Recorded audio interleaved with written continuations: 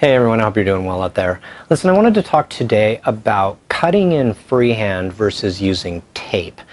So when you paint your ceilings first, and then your trim, and then your walls. By the way, always do it in that order. Okay.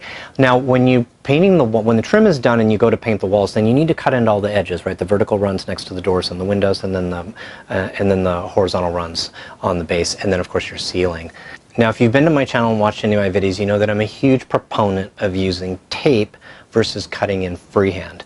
I believe that I'm really good at cutting in freehand, but I don't think it's nearly as nice as a tape job. A tape job, you can just create these really clean, crisp, straight lines. I think they just look a lot better. Now, I get professional painters who come to my site every once in a while, and most of the time when they watch one of my taping up videos, I'm pretty sure they basically want to stab me in the heart for using tape. Whether it's sacrilegious or a pride, there's a lot of skill level to cutting in freehand. It takes a lot of practice, and a professional will be able to do that really well.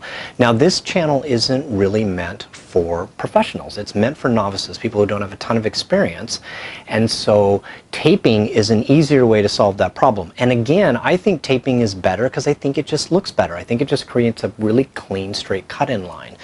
Now, the other argument could be timing. If you're a professional and you're cutting in freehand, it is absolutely going to be faster. Now, if you don't have a lot of experience painting and you go to cut it in by hand, you're bound to be a little bit shaky. Here's an example, the crown at the top there with all the little details. When you go to cut that in with either a large brush or even you might have to switch to a small little detail brush. Those kinds of things are going to slow you down.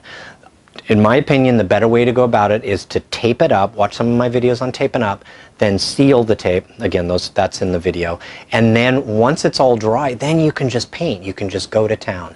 And by the way, even professionals tape the baseboard most of the time when they're cutting in freehand. They need to protect the baseboard because you're going to roll the walls and there's bound to be a little bit of paint splatter, so it's just best if they tape that up. Okay, so that's kind of my quick 2 cents on why I believe the taping is better. I think as somebody who doesn't have a lot of experience, I think it's just going to be easier, it's going to be less frustrating in the long run, and I think it just looks better.